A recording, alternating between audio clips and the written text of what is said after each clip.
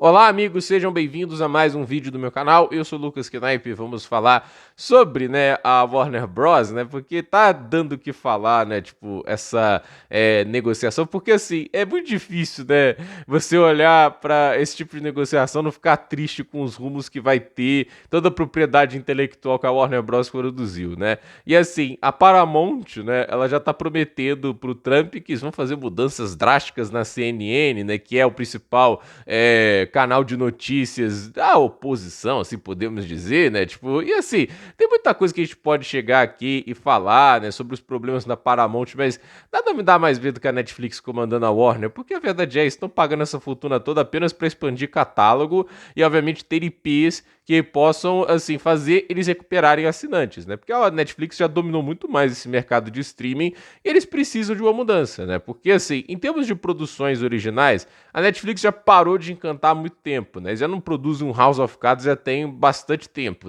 E na época eles produziram House of Cards, eles tinham, obviamente, o David Fincher, etc. Mas, e teve outros nomes bem importantes por lá. Mas a verdade é que, assim, a Netflix ela tem uma quantidade de produção de filmes enorme, mas é aquela produção para ter volume, não qualidade, Tipo assim, é quantidade sobre qualidade.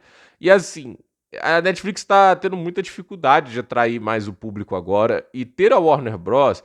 Todos os filmes de herói, todas as animações, todos os, assim, tudo que eles têm de propriedade intelectual, Cartoon Network, Hanna-Barbera, Os filmes todos, os grandes sucessos que eles tiveram. Isso traz assinantes, vocês acham que não trazem, Até porque o segundo maior streaming da atualidade, a Netflix ainda é maior, mas a fatia hoje é de 21%, O segundo maior streaming é o HBO Max, Então, assim, eles seriam 36% do mercado se eles somam tudo que o HBO Max tem. Então, assim, a Netflix tem isso para catálogo, não é para criar. Tanto é que os caras ficam falando das maiores bobagens do mundo, entende? Eles podem tentar mascarar uma hora ou outra, mas eles falam, não, o lançamento cinematográfico é passado, Agora você pode ver tudo de casa, Aí você fica pensando, Ver lá o Interestelar no IMAX, aquela experiência incrível, e os caras estão fazendo isso pra produção de Interestelar no IMAX e tudo isso, Tipo, eles vão desvalorizar a produção cinematográfica, Quando um cara chegar lá e falar, olha, eu quero produzir, tipo, vamos supor, o Christopher Nolan, isso foi na Universal, Mas o Christopher Nolan quis produzir maior parte do filme do Oppenheimer em filme, assim, filmagem IMAX, E um filme de diálogo, entende? E assim, câmera IMAX é muito cara, Aí assim, ele aumentou o custo de produção talvez uns 10 milhões de dólares no mínimo, só pra filmar com IMAX. Imagina você chegar pro cara da Netflix, que não vai lançar isso no stream, e falar, eu quero 10 milhões de dólares a mais pra produção do filme, pra aumentar o tamanho das imagens, Pra ter um IMAX, pra ser mais imersivo, entende?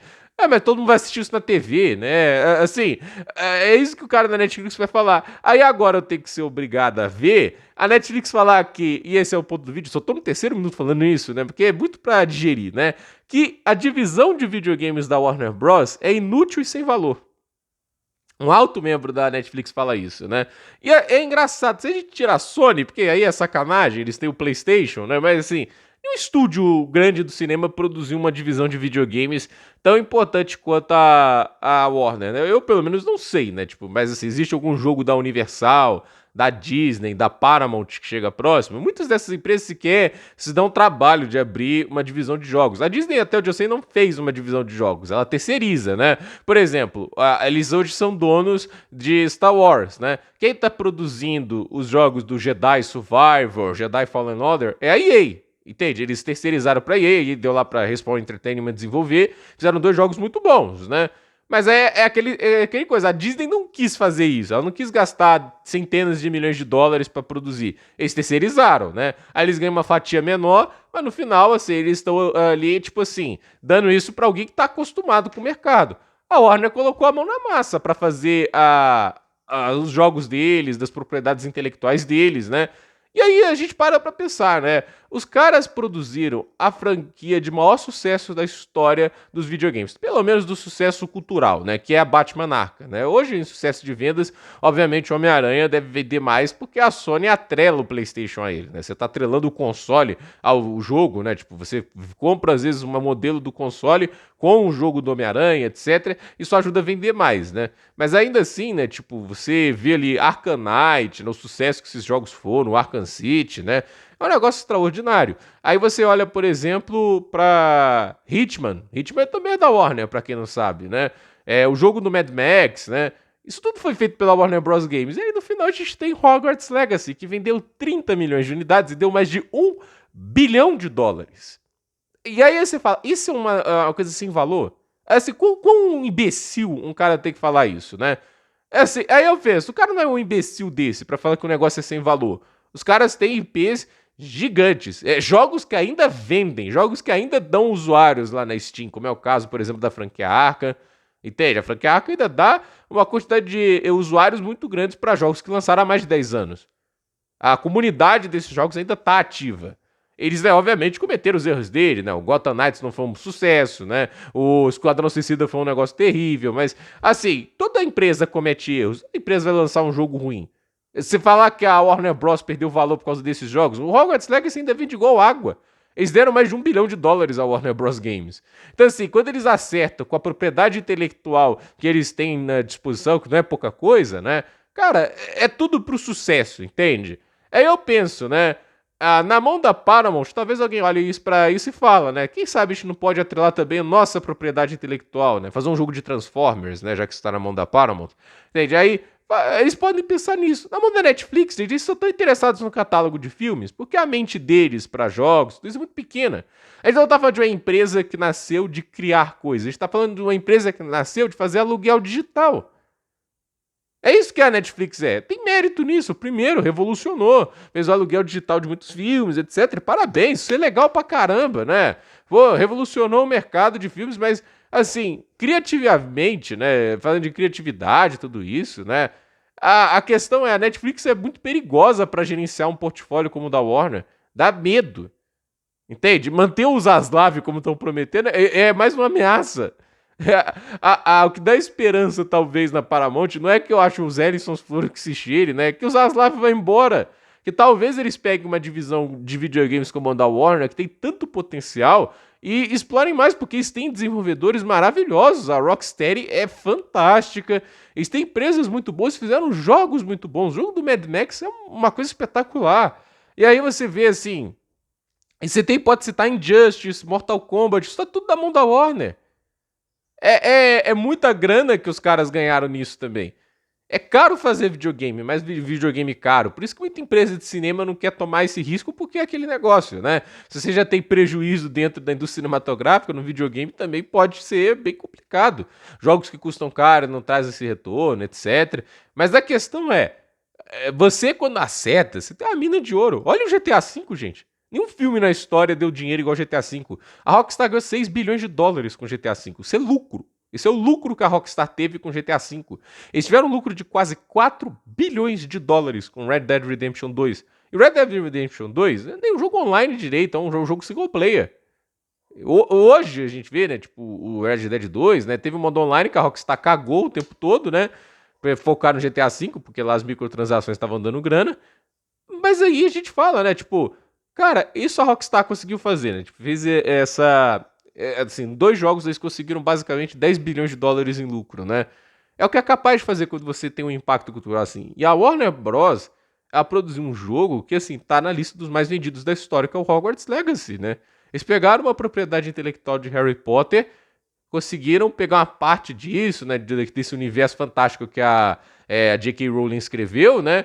E fizeram um sucesso estrondoso, um dos maiores sucessos, um dos parâmetros também, né, de indústria de videogame. Todo mundo usa o Hogwarts Legacy ali como uma benchmark para ver quanto que um videogame extrai graficamente pela popularidade que o jogo teve. Então, assim, é perigoso ver isso na mão da Netflix. Porque a Netflix talvez vai fazer 3 coisas. Ou abandona a IP e não faz nada, ou terceiriza pra alguém, ou faz assim, tipo, vamos colocar esses desenvolvedores pra colocar jogo pra rodar na Netflix. Porque agora eles conseguiram o Red Dead 1, né, pra rodar na Netflix, né? Talvez eles queiram fazer isso também lá, sei lá, com a franquia Arkham, né? Arkham City, Arkham Asylum. Será que alguém lembra do Arkham Origins nesse momento, né? Porque assim, o Arkham Knight pra rodar no Netflix eu acho meio complicado, né? Mas é um jogo já que, por exemplo, precisou de uma máquina de quase 2 teraflops, igual o PlayStation 4, né? Nenhuma TV ou um celular tem algo assim, tipo, pelo menos não barato, né? E acessível. Então, vamos ver, né? Tipo, mas assim, dá um medo, né? Tipo, você vê uma propriedade intelectual tão incrível como é a Warner Bros. Games, tantos jogos fantásticos, né? Tipo, aí vem lá uns idiotas desse daí, né? Tipo, não vou falar nem idiotas, uns babacas, né? Que vai falar que é sem valor, inútil. Cara, vai tomar no meio do... Assim, eu quero falar essas palavras feias, sério. Fala que é sem valor, inútil. Então por que você tá comprando a empresa, cacete? Se você não valoriza os seus produtos, porque tá ali Batman, Harry Potter, muitas das coisas que você quer comprar e colocar no seu catálogo geraram os jogos que estão ali, e jogos muito bem sucedidos. Então, realmente, assim, se os caras não têm respeito por esse tipo de propriedade intelectual da Warner, né? Você só vê como catálogo, é um motivo para não comprar a empresa, né? Para não aceitar um troço desse, né? Mas como o Zaslav não se importa com a Warner, ele só quer ganhar dinheiro, ele deve ter aceitado a Netflix que era melhor para ele e não para a empresa, né? Porque dá medo ver uma propriedade intelectual tão brilhante quanto a Warner na mão da Netflix. Porque esse é a triste, tipo assim, eu sou uma pessoa que defende o capitalismo. Uma triste realidade é saber que a Netflix vale muito mais do que a Warner, né? Quem aluga propriedade intelectual dos outros conseguiu ter um valor de mercado muito maior do que quem criou, tipo, boa parte da Hollywood como a gente conhece hoje, né? Que a verdade no mundo real, né, a gente, e não no mundo da especulação, a Warner Bros. É muito maior do que a Netflix, é pouco maior, é muito maior. O que a Warner Bros. Produziu, o que ela fez, vale muito mais do que a Netflix fez, porque cedo ou tarde alguém teria essa ideia. Legal que a Netflix foi o primeiro, mas assim, hoje um monte de gente faz o que a Netflix tem de especial hoje no mercado. Por isso que eles precisam comprar a Warner, né?